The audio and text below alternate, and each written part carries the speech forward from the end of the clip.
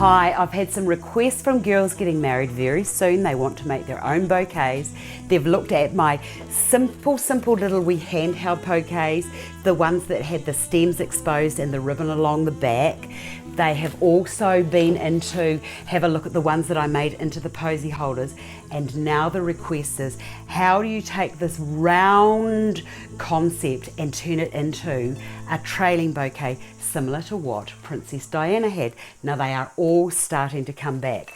This is how easy it is. Here's a bouquet that I've made, and what I've done is I've got a selection of just a few flowers similar, well, they're actually exactly the same as what I've got in this bouquet. This is what you do to get your right length. You can actually take this as long as you want it to be, but you're always going to be governed by how much room you actually have inside your Posy holder.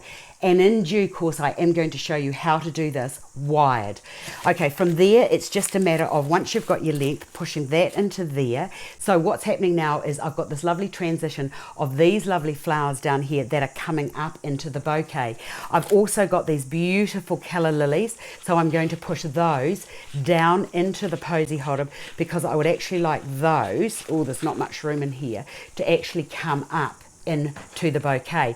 So it's sort of like a, I think the best way for me to describe it is like the order of growth. What happens is your eye hits the finest point and it sort of like drifts in like wings on a bird, but you can see all that information on my fundamentals of floristry, so just refer to that if you get stuck. So I'm going to put another flower out the base there. I'm going to bring these into the center, and you'll notice the way that I'm placing them is quite informal because these here have a life of their own when they're growing. So just place them accordingly. Now that there's just out a little bit too far, but because it's artificial, I can manipulate that. If you're ever doing anything like this and you get a little bit stuck, what you can do is you can just get a little bit of wire or tape and put that around there. Now I've got some roses around the outside, and I just think that I would like to bring another rose up into there. And then what I like to do is to give it that lovely roundedness. Oops.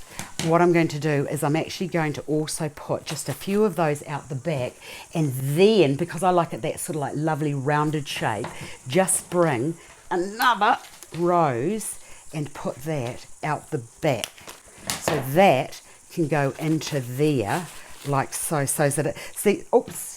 So see what's happening? So as you look at it sideways, that's sort of coming across and down and around. And the other thing is, when you're carrying a bouquet, it should feel like you're having you've got a glass of champagne in your hand, nice and light, beautifully balanced, so that you can hold it all day. Now the other little thing I want to tell you is, when you're making these, especially if you're going into business and you want to be making these for brides, tell them when they're carrying the bouquet that it's not to be carried like this, because what that does is it squashes everything in the front here and you actually lose that lovely roundedness of the bouquet. It should round up and over the hand and be an accessory and complement the frock.